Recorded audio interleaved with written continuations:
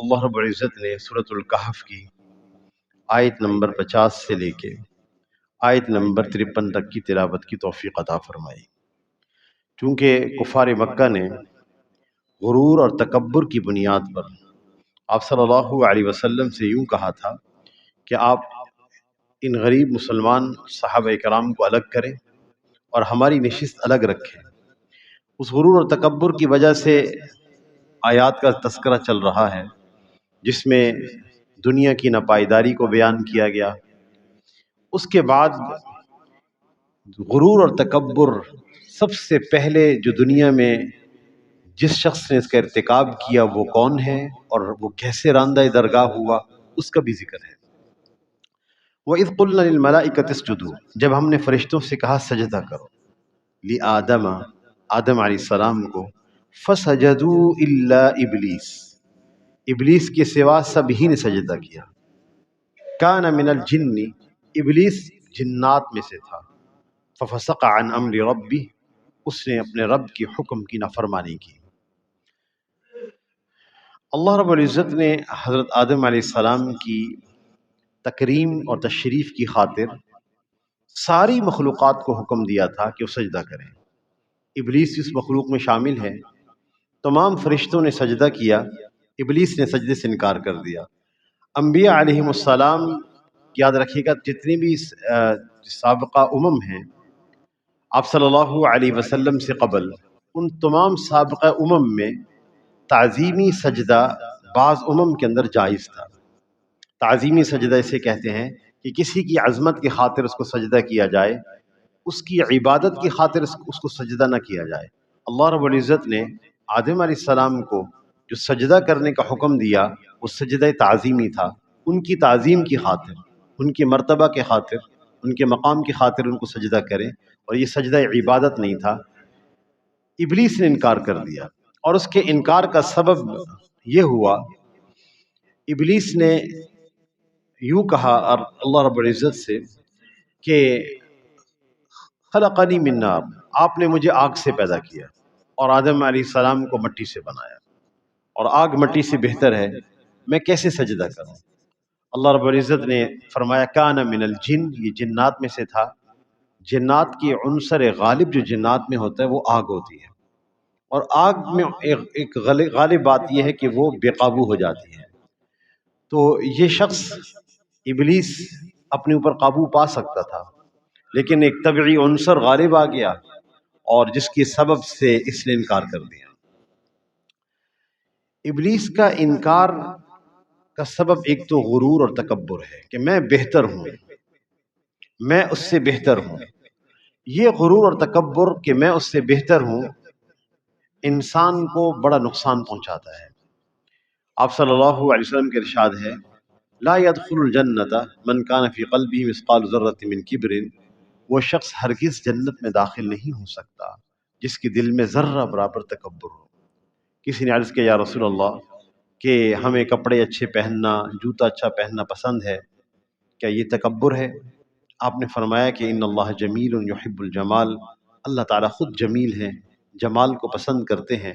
تکبر یہ ہے کہ من بطر الحق وغمت الناس، بطر الحق وغمت الناس، حق بات سے اعراض کرنا اور لوگوں کو حقیر سمجھنا، حق بات سمجھ آ جائے اس کے باوجود انکار کر دینا اور لوگوں کو حقیر سمجھنا۔ تو ایک تو یہ شخص غرور اور تکبر میں مبتلا ہوا کہ میں بہتر ہوں۔ دوسرا ایک بہت بڑی غلطی ہوئی کہ اللہ کی اطاعت اور حکم کے سامنے اس نے عقل کو ترجیح دی۔ جب اللہ جل شانہ کا واضح حکم آ جائے تو وہاں اطاعت ہوتی ہے، عقل کو سامنے نہیں رکھا جاتا۔ اللہ رب العزت نے جس طرح ہمیں بہت سارے علوم حاصل کرنے کے لیے ذرائع دیے ہیں، آنکھ کا ذریعہ دیا، ہم کچھ چیزیں دیکھ کر علم حاصل کرتے ہیں، لیکن اس کی بھی ایک حد ہے، ہم زیادہ دور تک نہیں دیکھ سکتے، آنکھ کے ذریعے ہم سن نہیں سکتے۔ اسی طرح کان دیے ہیں، یہ سننے کے لیے ہے، لیکن اس کی بھی ایک حد ہے، اس سے زیادہ ہم نہیں سن سکتے، کانوں کا نقصان ہو جائے گا، یا دور کی بات ہم نہیں سن سکتے۔ اور تیسری بات، ہم کان کے ذریعے سے دیکھ نہیں سکتے، ہر چیز کی حدود متعین ہے۔ اسی طرح اللہ نے ہمیں عقل بھی دی ہے، اس کی بھی حدود ہے، اس کا بھی اس کی بھی ایک انتہا ہے۔ اس عقل کے بعد علم وحی کا آغاز ہوتا ہے۔ شیطان سے یہاں بہت بڑی غلطی ہوئی، ابلیس سے، اس نے اپنے عقل کو ترجیح دی۔ اللہ کا واضح حکم آ چکا تھا اور اللہ تعالیٰ کا کوئی حکم حکمت سے خالی نہیں ہے، لیکن اس موقع پر اس کہنے لگا کہ کیسے ہو سکتا ہے، میں آگ سے بنا ہوں، یہ مٹی سے بنے ہیں، میں کیسے سجدہ کر سکتا ہوں؟ آج یہی جنگ عقل اور وحی کے درمیان مغربی تہذیب میں موجود ہے، یہی جنگ ہے۔ وہ یہ کہتے ہیں کہ ہم اپنے فیصلے سوسائٹی کے اوپر کریں گے، جو لوگ چاہیں گے، اکثریت جس بات کو چاہے گی ہم اس پر فیصلے کریں گے، ہم کسی قسم کی ڈکٹیشن مذہبی سماوی وحی سے نہیں لینا چاہتے۔ اسی وجہ سے چرچ آف انگلینڈ نے فیصلہ کیا کہ چونکہ بغیر شادی کے جوڑوں کا تناسب بڑھ گیا ہے اور وہ بہت زیادہ لوگ ہو چکے ہیں، لہذا اب اس کو گناہ نہ کہا جائے۔ اور پھر اس سے بڑھ کر جہاں بہت سارا مجمع یا سوسائٹی یہ چاہے کہ مرد مرد کے درمیان نکاح ہو سکتا ہے اور عورت عورت کے درمیان نکاح ہو سکتا ہے، شادی ہو سکتی ہے، اس کی اجازت دے رہے ہیں۔ اور ہمارے ہاں نظام یہ ہے ان اتبع الا ما یوحی الی، میں صرف اتباع کروں گا وحی کی، سوسائٹی کی اتباع نہیں کی جائے گی، انسانی عقل نقصان پہنچا سکتی ہے۔ تو شیطان جو عقل کل اپنے آپ کو سمجھتا تھا، وہ یا رب سے یوں کہنا شروع ہو گیا کہ میں اس سے بہتر ہوں۔ اصل میں اللہ جل شانہ کا حکم جب آ جائے اور جب واضح حکم ہو تو بغیر کسی حکمت جانے، بغیر کسی قیل و قال کے اطاعت ضروری ہوتی ہے۔ بعض حضرات نے واقعہ لکھا محمود و ایاز کا جو معروف ہے کہ لوگ دربار کے لوگ حسد کرتے تھے ایاز سے۔ محمود غزنوی نے اس کو اپنا قرب عطا کر رکھا تھا۔ شالمی میں جب جائیں تو ایاز کی قبر جو ہے وہ شالمی میں ہے۔ محمود غزنوی نے ایک دفعہ لوگوں کے سامنے اس کے مرتبہ اور مقام کو ظاہر کرنے کے لیے ایک دن یوں اپنے جیب سے اس نے دربار میں بیٹھے بیٹھے قیمتی ہیرا نکالا، کہنے لگا کہ یہ ہمارے ہاں در نایاب ہے، میرے خزانے میں ایک ہی ہے۔ وزیر اعظم صاحب کو دیا، دیکھیں، انہوں نے وہ دیکھا، انہوں نے کہا ماشاء بڑا خوبصورت ہے جناب۔ محمود نے اگلا حکم یہ دیا کہ اس کو توڑ دو۔ وزیر اعظم کہنے لگا نہیں جناب، یہ کیسے ہو سکتا ہے، در نایاب ہے، آپ کے خزانے میں ایک ہے، کیسے ہو سکتا ہے؟ کہنے لگا اچھا آگے دے دے۔ آگے دے دیا۔ ہر ایک سے یوں محمود کہتے تھے کہ اس کو توڑ دو۔ وہ آگے سے کہتا تھا کہ کیسے ممکن ہے، کس طرح ممکن ہے میں کوئی ہیرا توڑ سکوں، وہ بھی ایک در نایاب ہو۔ چلتے چلتے پورے دربار میں ہیرا گردش کرتے کرتے ایاز کے پاس آیا تو محمود نے کہا اس کو توڑ دو۔ اس نے پتہ نہیں کہاں سے آستین میں کوئی چیز رکھی ہوئی تھی، نکال کر اس کو ماری، چکنا چور ہو گیا۔ پورے دربار میں سناٹا طاری ہو گیا۔ سب نے کہا کہ ہم پہلے ہی کہتے تھے کہ احمق ہے، آپ نے اس کو اپنا قرب عطا کیا ہوا ہے۔ تو محمود نے ایاز سے پوچھا تو نے یہ حرکت کیوں کی؟ اس نے کہا میرے نزدیک اس ہیرے کی کوئی قیمت نہیں ہے، آپ کے حکم کی قیمت ہے، آپ نے کہا تو میں نے توڑ دیا، لہذا اللہ کے حکم کی قیمت ہونی چاہیے۔ کتنے احکامات ایسے ہیں جو عقل میں سمجھ میں نہیں آتے۔ روزہ ایک لمحے پہلے ہم افطار کیوں نہیں کر سکتے؟ سارا دن بھوکا پیاسا گزارا، ایک لمحہ پہلے افطار ہو جائے، روزہ مقبول نہیں۔ اور افطاری کا وقت ہو گیا، اب افطار نہیں کیا، اب بھی اللہ کے یہاں ناپسندیدہ عمل ہے کہ افطار کرو۔ اطاعت سکھائی گئی ہے، ہمارا حکم ہی اہم ہے بس۔ ففسق عن امر ربہ، شیطان نے رب کے حکم کی نافرمانی کی۔ افتتخذونہ وذریتہ اولیاء من دونی، کیا تم میرے بجائے شیطان اور اس کی ذریت کو اپنا رکھوالا بناتے ہو؟ شیطان کی کیا ذریت اولاد بھی ہے؟ مفسرین اس پر کلام کیا ہے۔ شیطان کی اولاد سے مراد شیطان کے چیلے چانٹے ہیں اور اس کی نظریات پر چلنے والے لوگ ہیں۔ اور یہ بھی کہا گیا ہے کہ شیطان کی ذریت بھی ہوتی ہے، جیسے کہ حضرت سلمان فارسی رضی اللہ تعالیٰ عنہ کی روایت ہے کہ تم ان لوگوں میں سے نہ بنو جو بازار میں سب سے پہلے داخل ہوتے ہیں اور بازار میں سب سے آخر میں نکلتے ہیں، کیونکہ بازار تو شیطان کے انڈوں کی جگہ ہے، انڈے دینے کی جگہ ہے، اس کی ذریت کی جگہ ہے۔ اس سے معلوم ہوتا ہے کہ اس کی اپنی کوئی ذریت بھی ہے۔ وَهُمْ لَكُمْ عَدُوٌّ، وہ تمہارا دشمن ہے۔ بِئْسَ لِلظَّالِمِينَ بَدَلًا، کتنا برا متبادل ظالموں نے چنا ہے۔ اللہ تعالیٰ فرما رہے ہیں اللہ کو چھوڑ کر شیطان کو اپنا مددگار سمجھا، کتنا برا متبادل ظالموں نے چنا ہے۔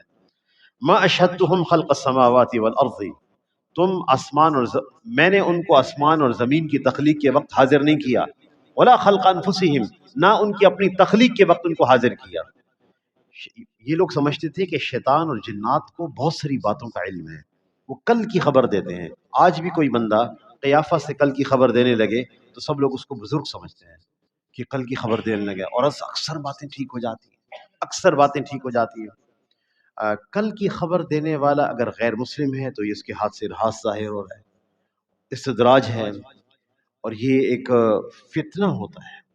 اللہ تعالی ہم سب کی حفاظت فرمائے اس سے، کہ صرف جو آدمی کل کی خبر دے اور پھر اس کی وجہ سے اس پر اعتماد کر لیا جائے، اپنے مذہب اپنے عقیدہ کو چھوڑ کر اس کا راستہ اختیار کر لیا جائے، انتہائی خطرے کی بات ہے۔ یہ چیزیں ہمارے لیے آزمائش ہوتی ہے۔ 100% چیز درست ہو جاتی بسا اوقات، 100% درست ہو جاتی، لیکن اس پر یقین رکھنا کہ رب خالق اللہ ہی ہے، اور مذہب اسلام صرف مذہب اسلام ہی ہے، بس اس کے علاوہ کوئی مذہب برحق نہیں ہے۔ کیونکہ ہمارے ہاں اب تو چیزیں عام ہو گئیں، بہت سارے نوجوان ہندو پنڈتوں کو سن رہے ہوتے ہیں اور اپنا سکون اپنا جو ہے وہ راستہ ان سے پوچھ رہے ہیں کہ ہم کیا راستہ اختیار کریں، ہمیں سکون کیسے ملے گا۔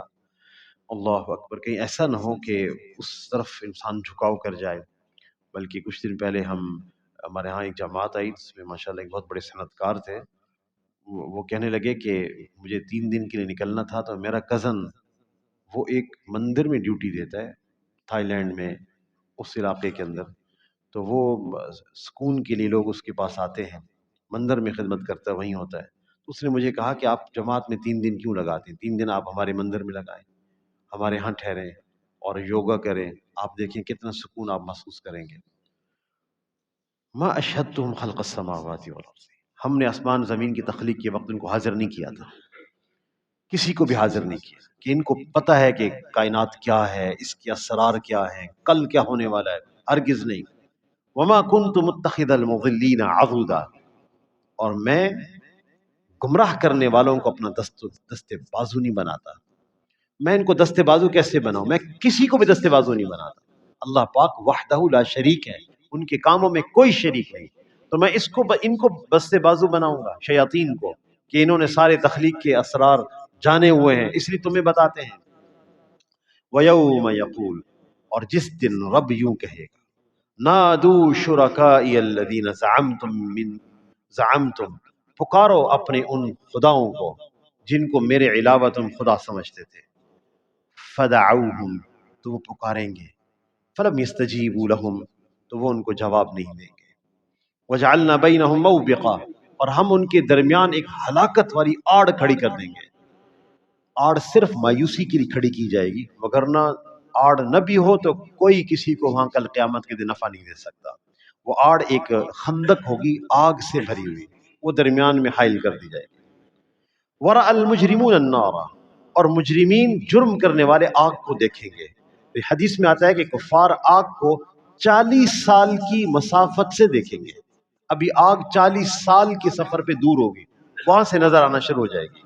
فَظَنُّوا، جب وہ دیکھیں گے تو انہیں یقین ہو جائے گا، أَنَّهُمْ مَوَاقِعُوهَا، کہ ہم اس میں گرنے والے ہیں۔ وَلَمْ يَجِدُوا عَنْهَا مَصْرِفًا، اور وہ وہاں سے بھاگنے کی کوئی جگہ نہیں پائیں گے۔ بہرحال اللہ رب العزت سے یہ مانگنا بھی چاہیے کہ غرور اور تکبر سے اللہ ہماری حفاظت فرمائے، اور حکم پر اللہ تعالیٰ کے اپنے حکم پر اطاعت کی ایسی توفیق عطا فرمائے جو بغیر کسی تردد، بغیر کسی شک، بغیر کسی ریب اور بغیر کسی ہچکچاہٹ کے ہو۔ اس طرح جو ہے اللہ جل شانہ ہمیں اپنے حکم پر عمل کی توفیق عطا فرمائے۔ وآخر دعوانا ان الحمد للہ رب العالمین۔